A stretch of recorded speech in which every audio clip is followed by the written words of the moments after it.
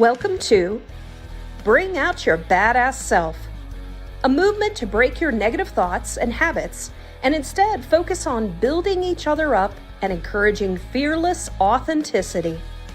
Each week, we will get vulnerable and share experiences alongside our guests and audience.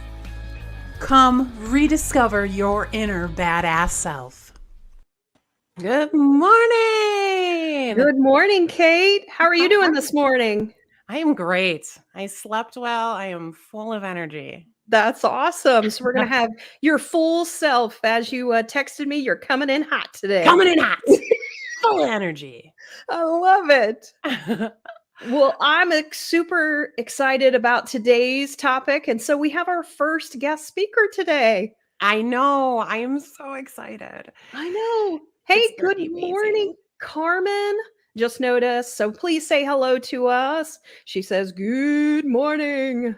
Good morning. Nice. Stephanie is joining us. Good morning, Stephanie. Good morning. Awesome. And so please continue to say hello to us as you are joining us. If it is your first time, we'd like to know that as well. And so I did see some new people popping up for today's episode. And so I'm super excited about that as well.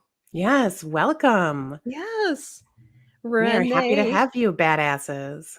She says, yay, good morning. It was funny. I was talking with Renee the other day and she was like, I'm so looking forward to 9:30 on Friday. It just helps me to set things right for the weekend. And so she was looking forward to today's show. That.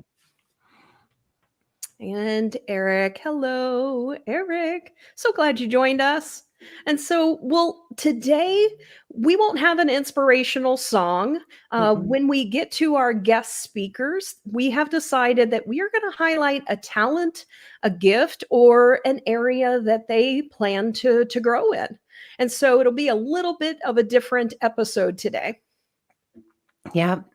And it's just beautiful to let people kind of express themselves the way that they want. And music really resonates for us. And I know it resonates for a lot of people, but sometimes, you're just not musical or, but you have something else that you really, love to give to the world. Absolutely.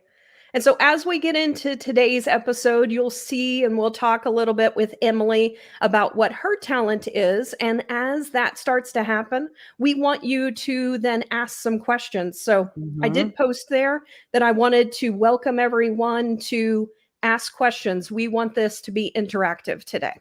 Yes, definitely. And so how about we do this? How about we go ahead and bring Emily in and get started? Yes. Can't wait. There we go. I'm switching her over to the main screen. Hi.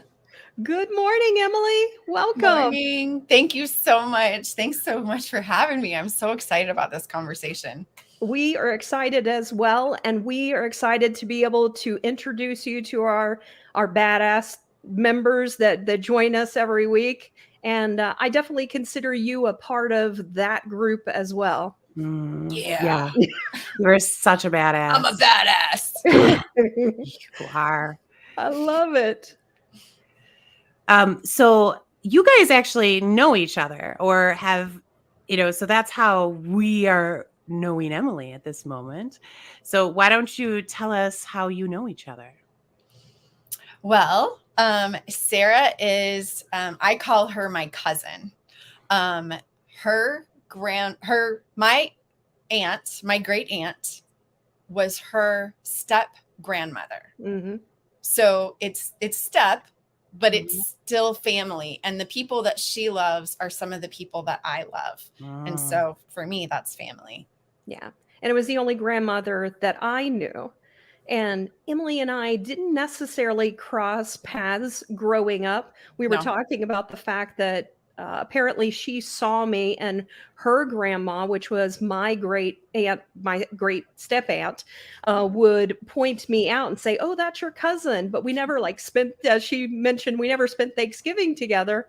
But we always knew of each other. And we really ended up getting more connected later on in life.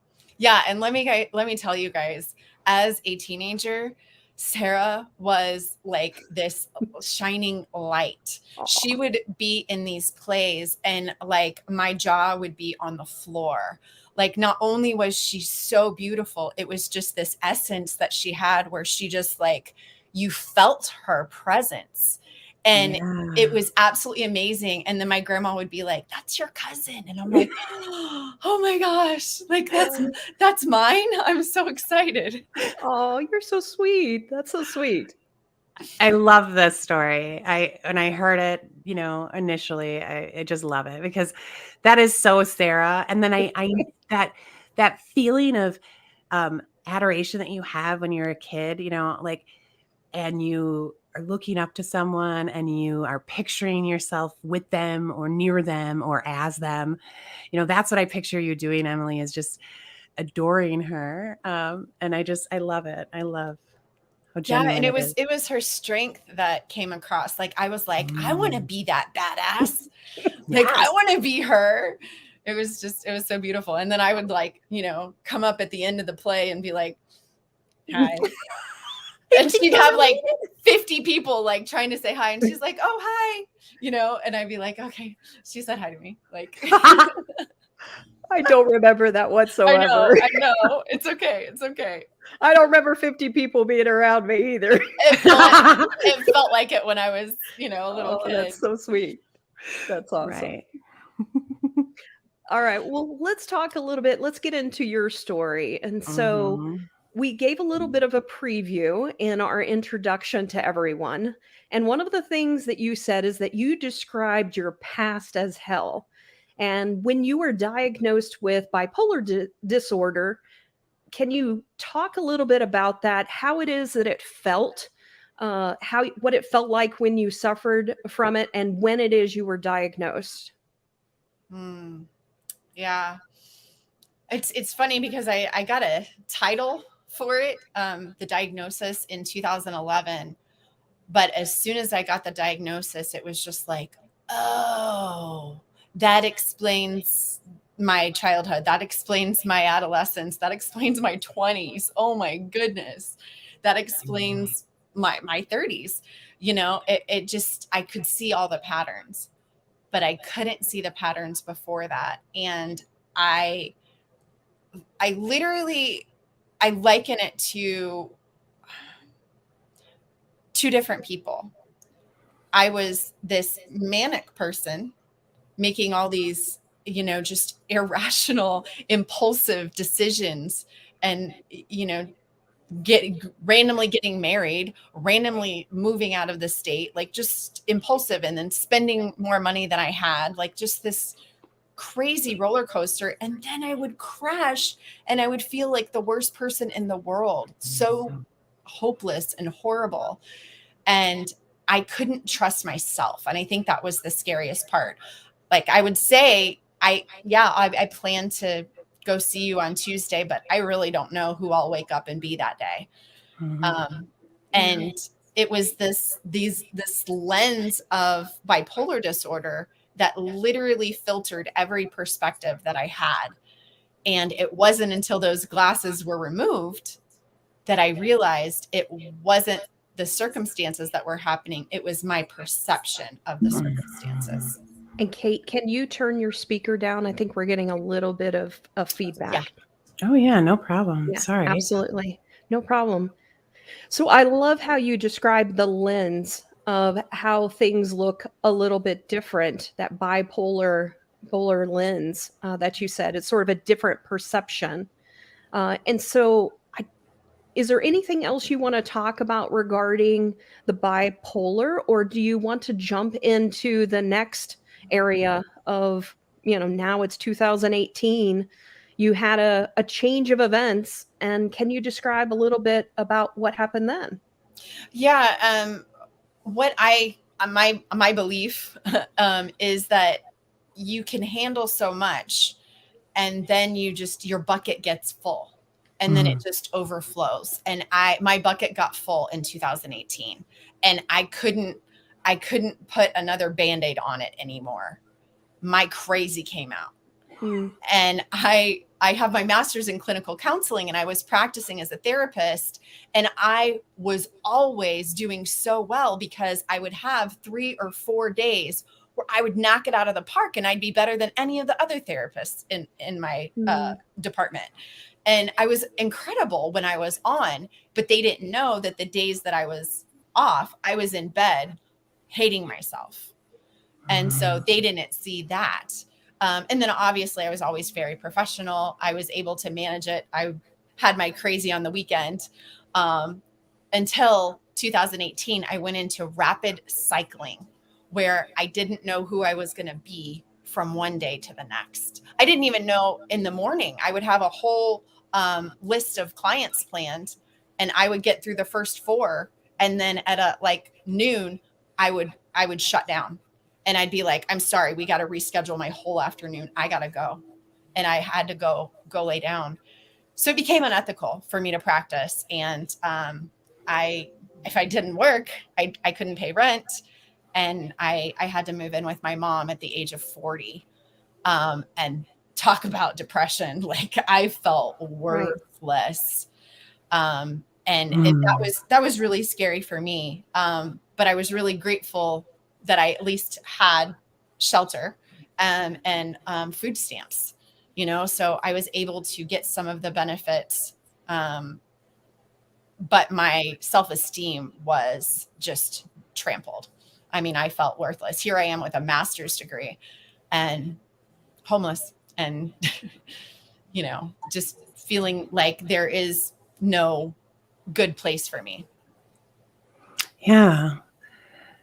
I'm sorry you went through that, first of all.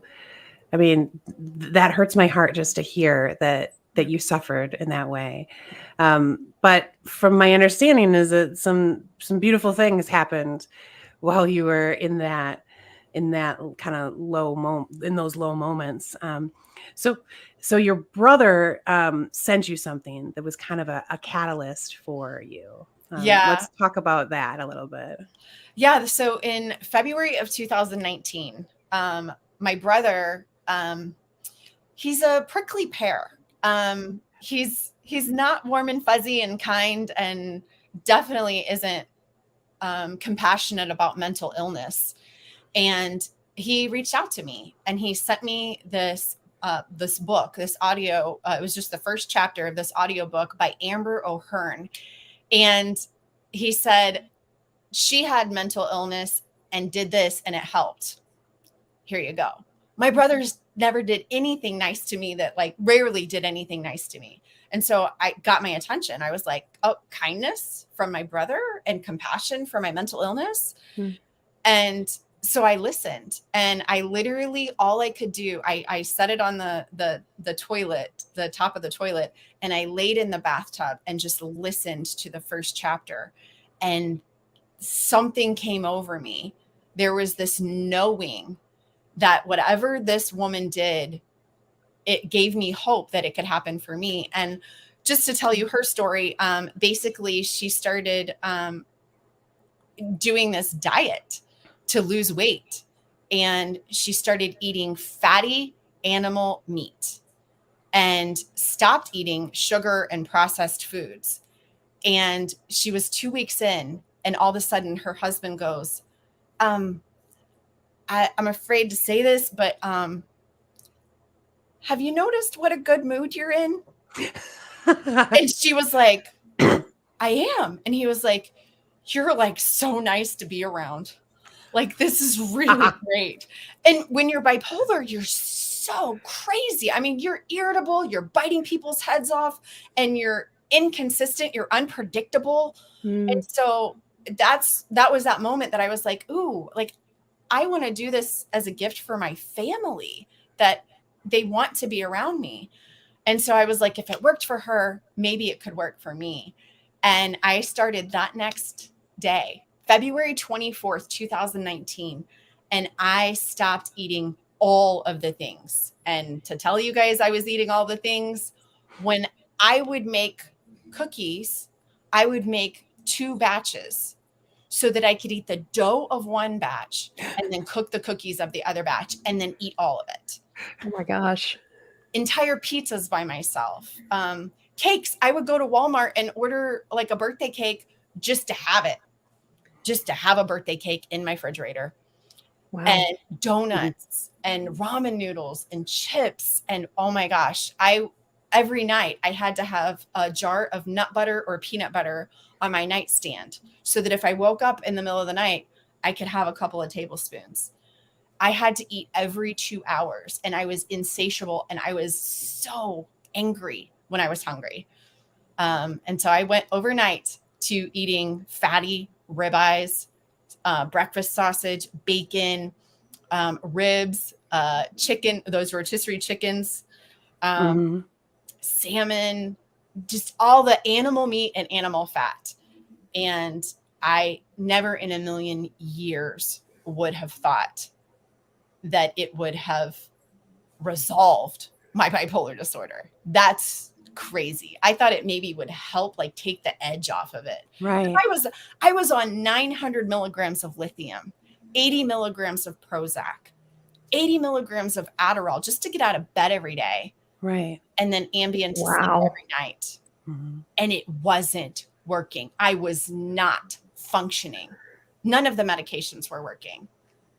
And this did. Eating steak worked. That's crazy. That's absolutely crazy. And I had my last manic or depressive episode in April of 2019. Went back to work full time in June of 2019. My psychiatrist tapered me off of my meds. My last psych med was September of 2019. And I've been knocking it out of the park ever since. Wow. That's awesome. Not only did this help you with bipolar, but in 2019, you were also hospitalized. And can you talk a little bit about that and how that also was impacted by what you found out? Yeah, my story is kind of a twofer because I had no idea what was lurking under the surface. Whenever I started to heal, whenever I started to remove the toxins that were just causing all the confusion of the inflammation in my body, and we started to pull back that curtain, I realized that there was a lot more. And in March of 2019, so February 24th till March 12th of 2019, I was hospitalized because I had acute dysphagia. My throat would not swallow even water. And they checked mechanically. There was nothing wrong. It was neurological.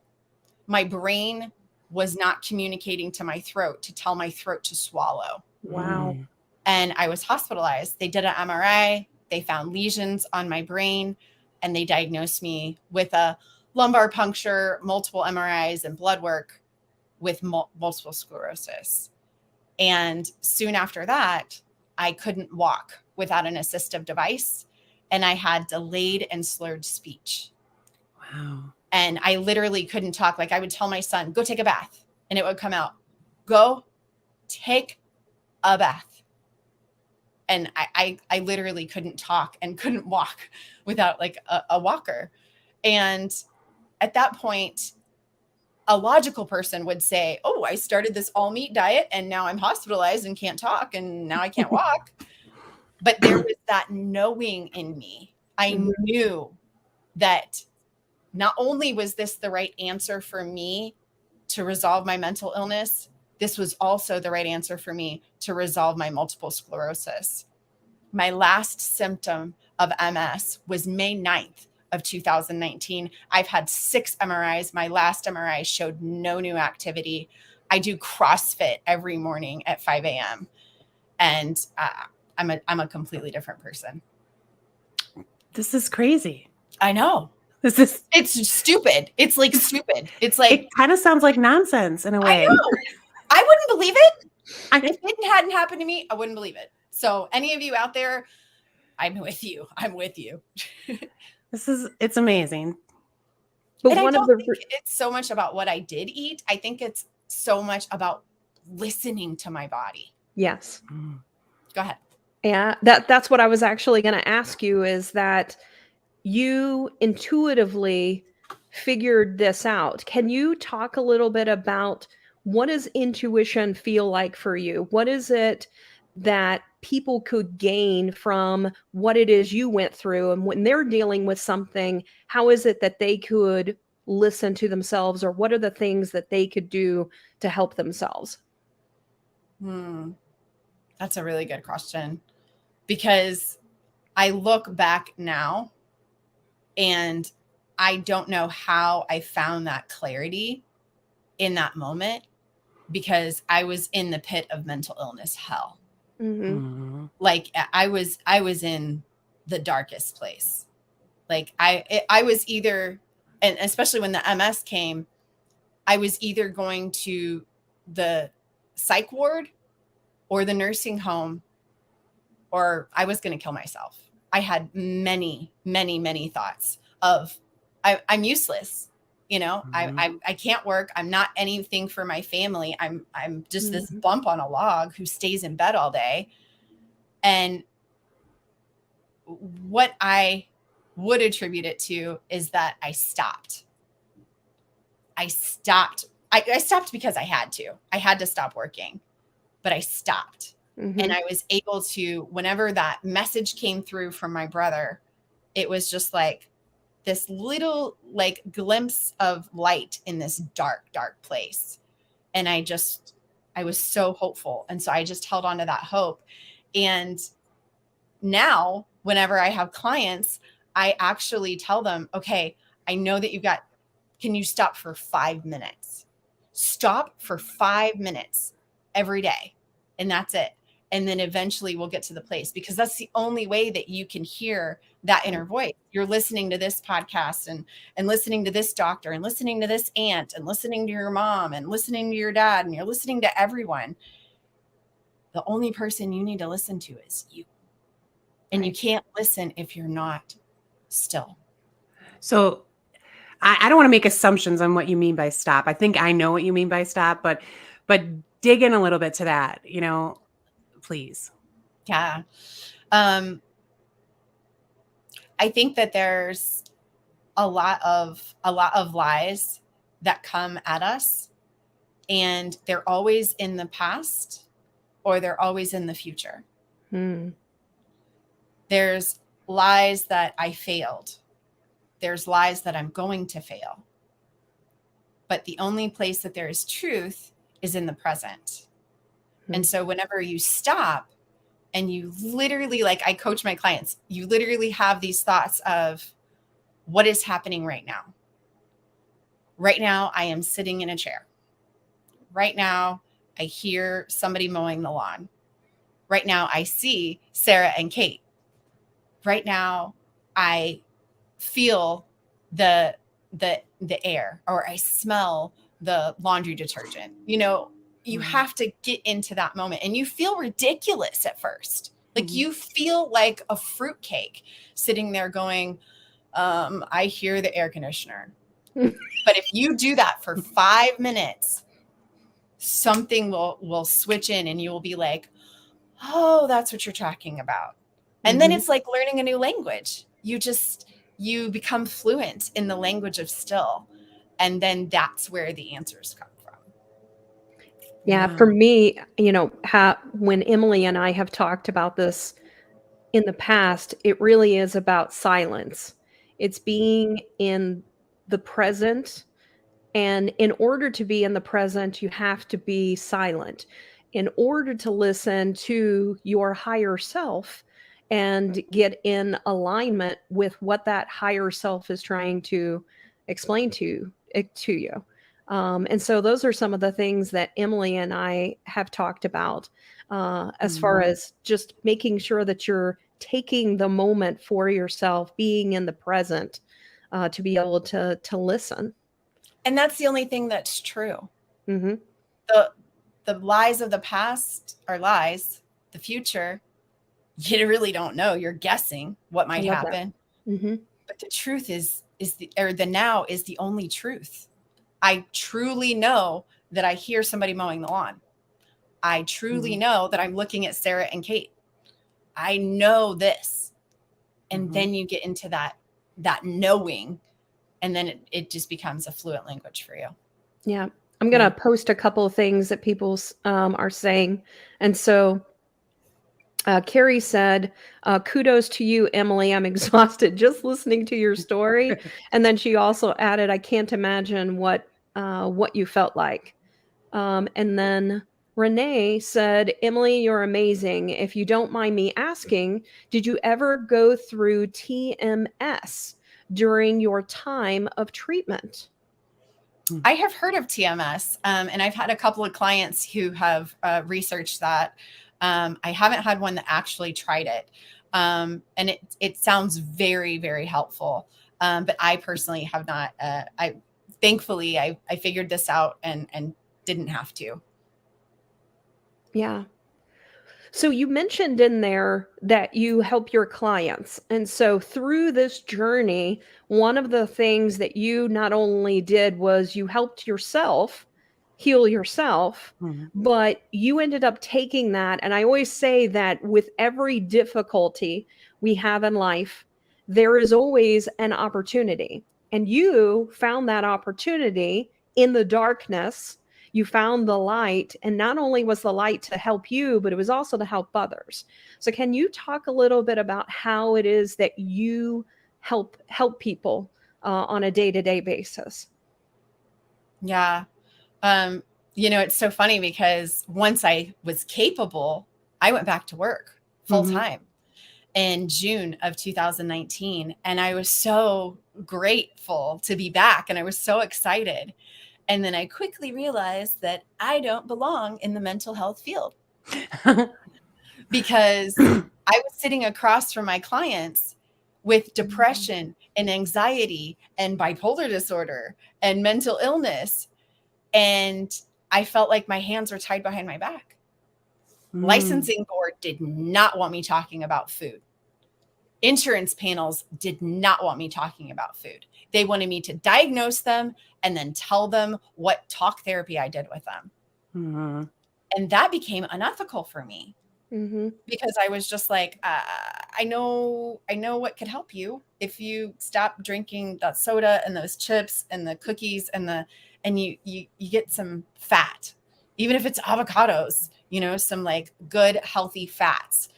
And I couldn't tell them. And so I quickly realized that I don't care about the letters behind my name. I don't care if I'm called a therapist. Call me a coach. I just want to help people. And it really was cool whenever I was able to go into coaching, because then I was able to watch people have effective transformations. In therapy, I remember it was like Groundhog Day. Like people would come with, this happened to me as a child, and this is what's happening to me now in my marriage, and this is my self-worth, and blah, blah, blah. I give them coaching exercises. They'd go on their way. They'd come back this next week. I have these childhood traumas. I have this trauma in my marriage. And I'm like, oh my gosh. And I went to another colleague and I'm like, I feel like I'm a bad therapist. Like they're not getting better. And they're like, no, that's, you're holding space for them. And, they're, you're doing no harm. I'm like, no, that's not enough for me. And so now to get to watch my clients actually transform and get that self-love and that self-awareness is everything to me. And so it makes sense that I was able to use my training from before and now just transfer it into coaching. And it's so much more than food, but that's where we start. That's the foundation of removing the junk. And then we can build and see what it is that your body and your life, your spirit really wants to create. I'm going to pull up Stephanie's comment. She said, thankfully, more and more is coming out about what we eat and how we can heal ourselves. Your story is amazing. Thank you so much for sharing. And I think, Emily, through your journey, one of the other things that you discovered is that other people, for you, it was meat. Like that's how it helped you. But for other people, they maybe need something else. So can you talk a little bit about that discovery and the conversations you've also had with pretty much hundreds of people at this point in helping not only those that you work one-on-one with, but you also do something else as a free service. And then you also work with other people that have a similar concept to you. Yeah, absolutely. And I think that was when I first started. My Instagram was at Carnivore Minds. Okay. Because I really felt like that was, foundational and everything. And then I started meeting with clients and realizing that we are all very different. And it's more about their inner clarity. And so that's why I changed it to Inner Clarity System, because what we need to do is we need to eliminate what the problem is. You know the foods that you're supposed to eat that make you feel best. The foods that are toxic and that are making you feel like crap. You know this. So all I do is I hold you accountable to what you are saying, to what your inner clarity is telling you. And sometimes it's having a half a cup of white rice every other day. Sometimes it's vegetables. Sometimes it's, I don't know, whatever comes up. And so it's not carnivore. Carnivore was my placebo effect. Your placebo effect might be something else. We know that it's probably not, soda and, French fries. But also what I do is I have a free food support group every Saturday. And at first I thought this was crazy because I was like, who's going to just come to this? I record these meetings and I put them up on YouTube. And I thought, there's no way everybody, I'm an open book. I tell everybody my story, but nobody else is. Every single week it's been a year and 4 months, every single Saturday. And number one, that right there is miraculous. I have mental illness, bipolar disorder, and I was consistent for 68 weeks. Yeah. Having a meeting every Saturday at 11 a.m. Central Standard Time. That's crazy. That's crazy that I was consistent enough to do that. But anyway, they come and they have free access to me. You got a coach for an hour. Like, what are your questions? And they come and they share their stories. And then we record it and we put it up on YouTube for the really mentally ill people who can't even come into a Zoom meeting. Right. And they send me emails and they're like, thank you so much. This was so healing. I could never show my face or even enter a Zoom meeting, but I needed to hear this message. And I feel like a family. I feel like part of the group because I watch every week. Yeah. It's beautiful. I'm also watching some of the conversations that are happening on the side. And one of the things, so Carrie was asking a little bit more about what TMS is. But I thought it was interesting. Renee, I'm going to pull up your last comment. So she was answering Carrie and she said her sister actually has severe bipolar and depression and does TMS, but it has actually done more harm than good. And so, and I know for you try not to bash anything because something might be good for someone. And so it might not be good for another person. And so, well, and that's why it's so important for us to get to the place where we can say, as a professional, I know nothing. I know nothing about you. I know nothing. We can take tests. We can take blood work. We can, do psychological testing. I know nothing about what's going on inside of you. Mm-hmm. You do. And I can't hear your inner knowing. You're the only one in there.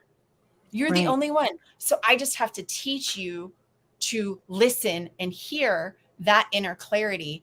And then we can follow that girl or that boy or that spirit's lead, because that's the only solution. Yeah. And it might be TMS. Exactly. Mm-hmm. Yeah.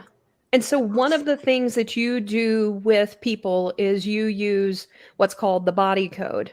We haven't really talked about that. And then there's a method that you use. And so I thought we might show people. So this is one of Emily's gifts, one of the things that has been given to her in order to help individuals. And so maybe talk a little bit about how it is that you do it, what it is you use, what the purpose of the pendulum is, things like that.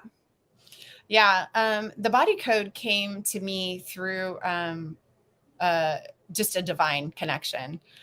Someone reached out to me, was just a follower on Instagram, and she was like, "Hey, can I do a free session for you?" And I get those messages a lot. Hey, I can do this for you. Hey, I can do that for you. And I'm like, thank you. No problem. No, thank you. You know, I appreciate it. But there was something about this girl. There was something about her that I was just like, yes, you can. And I met with her on Zoom and we did the first session and we talked about releasing trapped emotions. And if you guys don't know about the emotion code by Bradley Nelson, Dr. Bradley Nelson, or the body code by the same guy, Dr. Bradley Nelson, he goes into detail about all of the different traumas that are trapped in our bodies. And so she started doing sessions on me and it was phenomenal. She got me through quite a lot of very, just difficult situations. And she kept telling me, you're supposed to be doing this. You're supposed to be using, energy healing. You're supposed to be doing this. And I'm like, oh, that's cute. No, thank you. No, this is for you. And I was sending her all sorts of clients, and then all of a sudden, I had some conversations with my cousin, Sarah, and the divine connection told her to send Emily a pendulum. And I got this in the mail and I knew that I was supposed to do this. I knew I was supposed to do this energy healing. And she said, when she sent it to me, when you get it, call me and I'll explain to you how to use it. And that was everything to me because coming from this Christian background, I was just like, oh, that's of the devil. That's divination. That's, this, that's that. And she was able to break it down in a way that I understood. And what I love about Sarah is that she comes from the same town that I'm in right now. And so she was able to explain it in my language. And literally what it is that we have this subconscious, this Holy Spirit, and it knows. And whenever you ask that Holy Spirit and that connection, this is just an extension. I'm not asking the crystal. I'm not asking the pendulum. I'm just saying, hey, can you give me a yes or no answer? And I connect with my Holy Spirit, my inner clarity, my subconscious to then get those answers. And I use this now even to decide what to eat. I've been able to eat more foods. And so I've included some more foods and I test with muscle testing with my pendulum, which foods to eat and how much and when. And I use it to navigate a lot of things for me and for my clients. That's great. Why is using the pendulum muscle testing? Can you make that connection for me? Sarah, could you explain that better than me? So, I think if you talk about the sway test and those types of things, that might help individuals to learn a little bit more. Yeah, like the sway test is like you take, a slice of cheese. Let's call this a slice of cheese. And you have this slice of cheese and you say, this is good for me. If you lean forward, this is true. If you lean backwards, that's a lie. That's not true for you. And so you can do that in the middle of a grocery store. You can take a bag of rice and be like, this is good for me. And you'll lean forward or you'll lean back. And And so this is just an extension of that muscle testing. And I would like to try it with, so there's a couple things to know. So one, you first have to test it out with what is yes. You say something that is true for you, then you say something that's not true for you to see how it is that the pendulum reacts. So for Emily, it actually goes around when it's a yes, and it stays still whenever it's a no. For me, it actually goes the opposite direction. So mine tells me yes, and then it goes the opposite direction for no. So you have to test that out for you as well. And then you also can't use it for predictions. I actually tried. And so like I did it for college football. It's like, oh, you can't do like future stuff. You have to do like in the moment, in the present type things. It can't be like, will I get this job? Or, but you can ask questions like, is this my right path, forward, or is this something? And so I want our audience to, like, if there's a question you want Emily to ask, and then Emily also has to have your permission. She can't just automatically start doing it for you. She has to have permission to be able to do it. And then there are extensions, like I could do it for my daughter, or I could do it right for my husband, but I can't go, like, I couldn't do it for Cate because Cate is not a part of my family, even though I consider her a part of my family. I was like, yeah. Yeah. So if there are questions from our audience, something you want Emily to ask, like if there's something you've been suffering from, like you've been getting headaches, or I haven't been able to sleep, or, asking those types of things, like what are those things, trying to figure out what those things are related to. Emily, through the body code, goes even further. It actually takes them down quite a trail of different types of things. And maybe you can talk while we're waiting for people to maybe ask questions.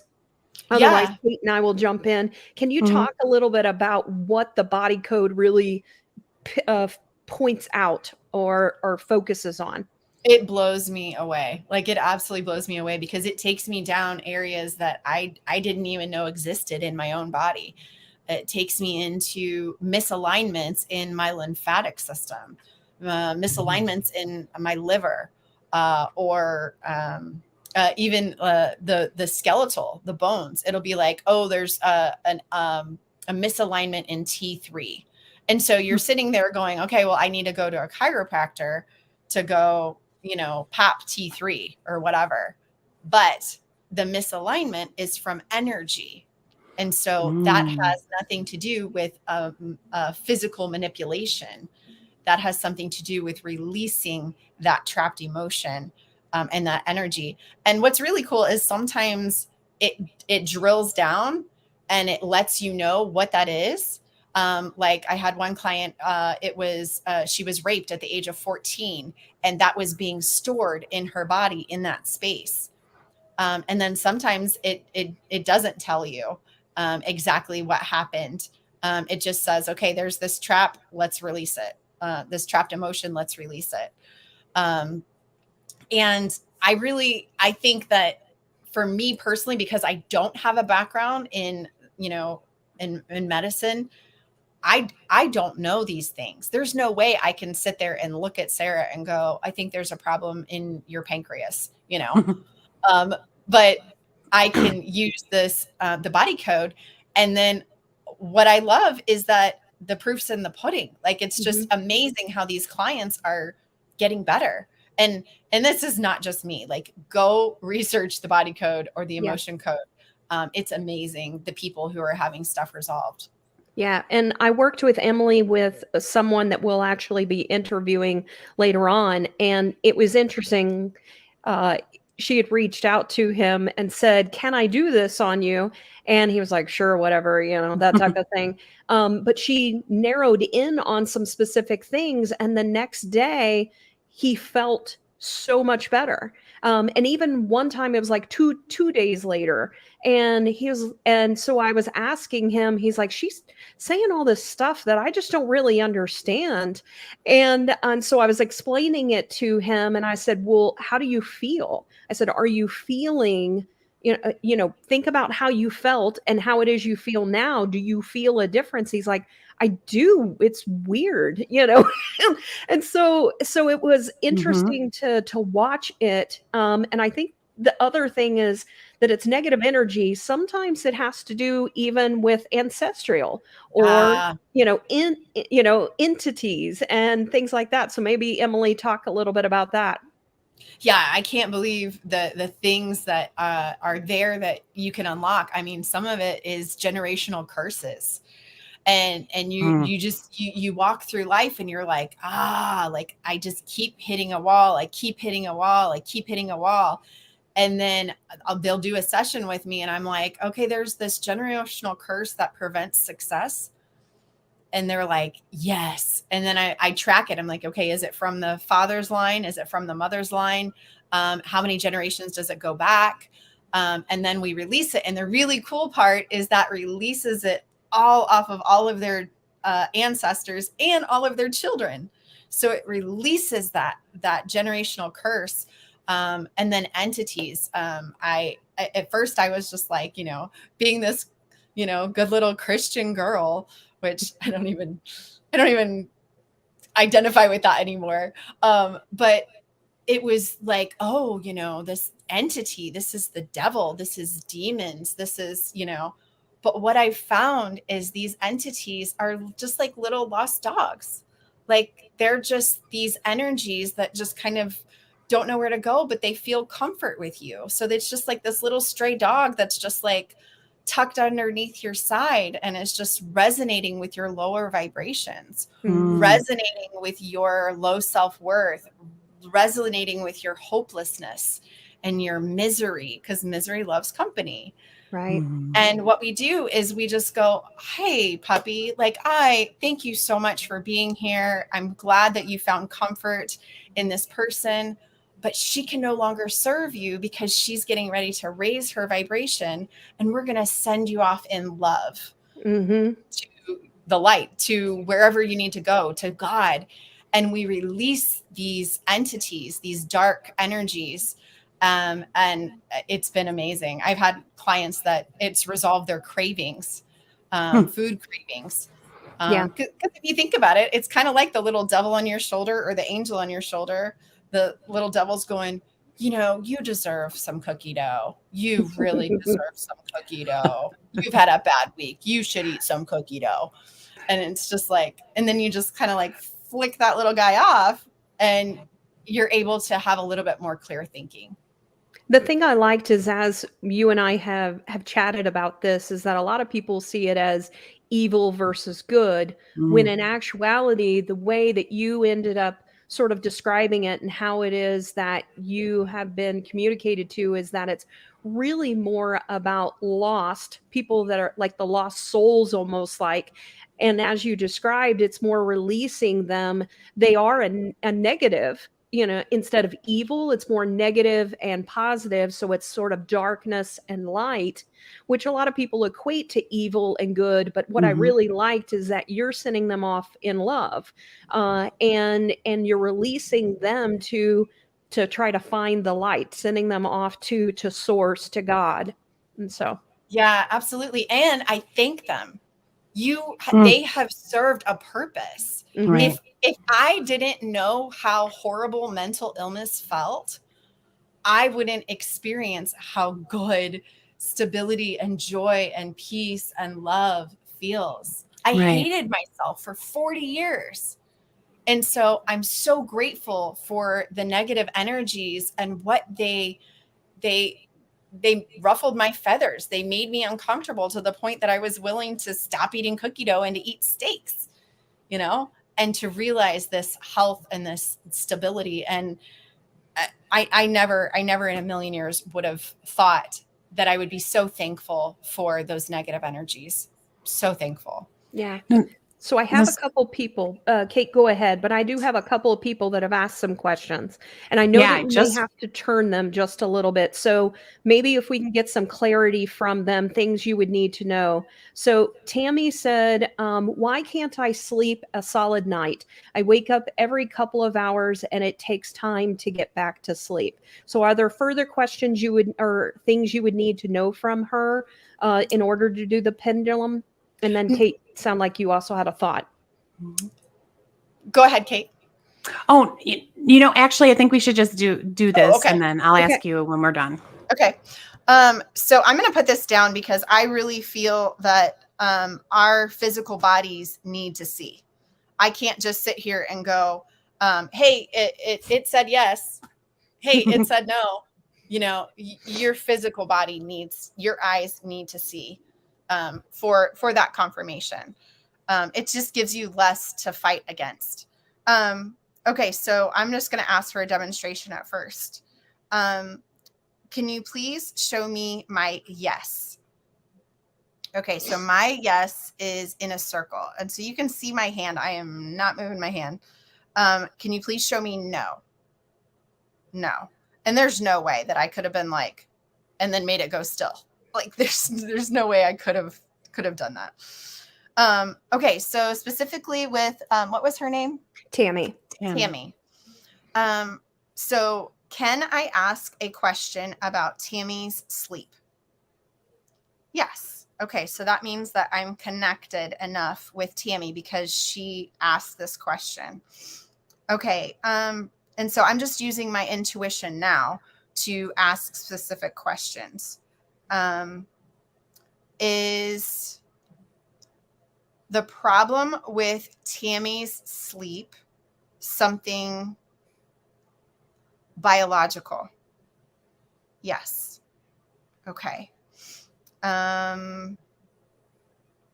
Is the problem with Tammy's sleep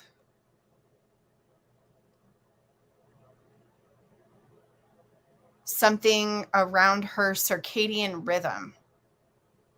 Yes. Would I'm just basing this off of what I know. Would a practice of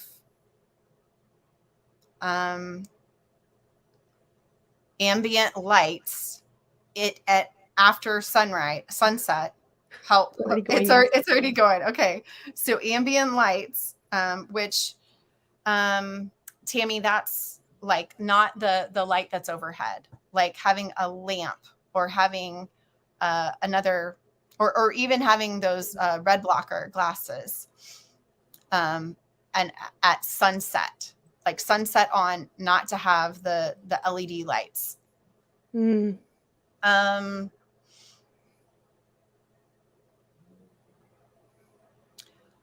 Okay. Would this is a practice that I do. Would getting the sunrise in her eyes in the morning help? Yes. Okay. So I don't know. I mean, that's based on me. Like that's my practice. What I do is as soon as I can, I go outside and I take my contacts out. No glasses, and I just get the bare morning sunlight in my eyes. I started out with 5 minutes, and it's really switched my circadian rhythm, because what it did was it told my brain it's this time. Whenever I'm under these lights all the time, my brain doesn't know what time it is. My brain has no idea what time it is. And so that's what you do, is you tell your brain, okay, the sun went down. Like, so you stop looking at computer screens with bare eyes. You have like those, you can get them at Walmart for $10, $5, blue blocker glasses to block the blue light. Right. And then to get the sun, the morning sun, it's natural, and your body recognizes that and goes, oh, it's sunrise. Okay, cool. And then you get on that circadian rhythm. So I have one other one. This is Carrie. And so, so she said, thank you, Emily. I've been doing energy healing since February of 2019, as well, and learned so much. However, I'm experiencing an issue on my face that I'm having trouble healing, wondering if you can get any info about it to help me. Yeah, that's definitely general. Okay. I would probably have to do a more intimate session with Carrie Okay. to figure that out. Yeah, All definitely. right. And Carrie knows you, so Yes. reach out. Text me, Carrie. And so, Tammy said thank you. So thanks. So Tammy, we're interested to see if that ends up helping you. So getting those blue blocker glasses to sort of let your body know that it's nighttime, and then getting the sun on your face in the morning time. Yeah, Tammy, find me on Facebook and send me a message. Let me know how it goes. I'm connected to both of you, so you can find it through me. So awesome. And Cate, I think you had another question you wanted to dive into. I did. So I was, when you were talking about, this 40 years of where you've been and how much you kind of hated yourself, and where you are now, I know that it's hard to imagine that your 20-year-old self would have listened to any advice. But at the same time, I'm really curious what this, in hindsight, is there something that could have helped you? Or, now knowing what you know, is there something that you wish you would have known? Yeah, absolutely. If I could talk to my 20-year-old self, I would tell her that she's not broken. I tell that to every one of my clients. I'm actually writing a book right now called You're Not Broken. Because that was the biggest lie that I believed. And that's what kept me in that cycle of feeling broken, was that I believed I was broken. I looked at everybody else handling their lives, and I wasn't handling it. I wasn't managing it. I wasn't stable. And so I really thought that I was broken and I did not love myself. And so I would tell her, I would tell you guys, anybody that's feeling like I can't keep up with the Joneses, it's because you're not broken. You just got to find your path. And at first I hated it. I hated my mental illness or the way I was, because I felt so horrible about it. And now I realize it's my superpower. I just had to manage it. I had to find a way to work with that. And now I wouldn't want to be anybody else but me. I love myself in such a way that I can't even put into words how beautiful it is to be in my skin, in my spirit, and then get to experience that with my clients, to watch them. It's like it's contagious. I love myself, and then they work with me, and then they love themselves. And it's just amazing. It's like changing the world one person at a time. I love it. Absolutely.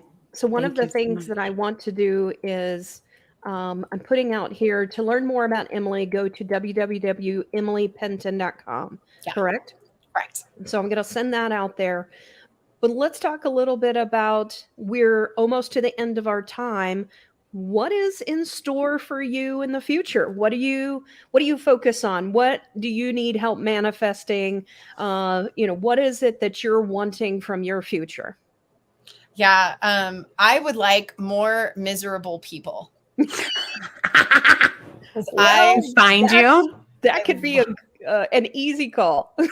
I love miserable people. I love people that feel like they are on a different planet, that they are just the misfit toys, that they are useless and hopeless, and that they've tried everything and nothing works.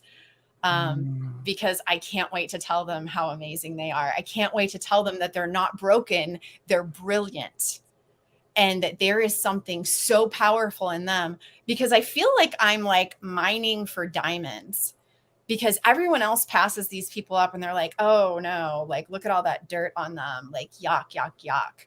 And I'm like, oh my gosh, look at this. You just got to brush this off and then show them a mirror and go, look, you're a diamond. Like, you're absolutely amazing. And then to watch that come forward. So I have different ways that people can work with me. The free way is the Saturday Food Support Group. Just go to emilypenton.com. You can find a way to link into that.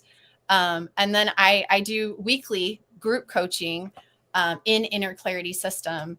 And the only thing that sucks about that is it's in a group. So you don't get that intimate connection with me. But for 8 weeks, it's $1,800. And that's kind of a lie because I give you the link for life. It's not 8 weeks. Like, you can come in. I don't care if you knock it out of the park and then you have a bump in the road in 6 months. Come back to the meeting. We're there every week. And those meetings are 2 to 3 times a week. Wow. And then I have the individual coaching. And again, that's 8 weeks, but that's a lie because I've never cut anybody off. I continue to help them on their journey. Most of the time, they just don't need me after 8 weeks. And that's $6,500. And if you come to it from this, let me know, because I have an affiliate link and you'll get a discount just because you came through Sarah. And the discount is $1,000 off of the other one. It's $5,500. And then it's $150 off of the weekly. So it'd be $1,650. Well, I have very much enjoyed working with you and getting to know you even more beyond knowing that we're family, but we have found that we're really sort of soul connected, I think, that has brought us together in this path of us trying to help people. And so I've enjoyed that a lot. Well, Sarah, you changed my life. If you hadn't sent me this because God told you to, it wouldn't have unlocked so much power. Like, you leveled me up, sister. Leveled me up by opening this door that I never would have done. I never would have bought myself a pendulum. I never would have just done. I probably would have eventually, but you really were a catalyst for that. And so I thank you so much. And Cate, I have loved getting to know you. It's for life. It's for life. Yeah. I can't wait to do more with you. Yeah. Well, thank you so much for joining us today. And I hope our audience, it seems like they got a lot out of it, out of your story and learning about it. And I just appreciate you being vulnerable with us and sharing us all of these different, all the things that you went through and how it is that you found your inner clarity, as well as helping others to find their light in their life. Not a problem. Thank you guys so much. Thank you.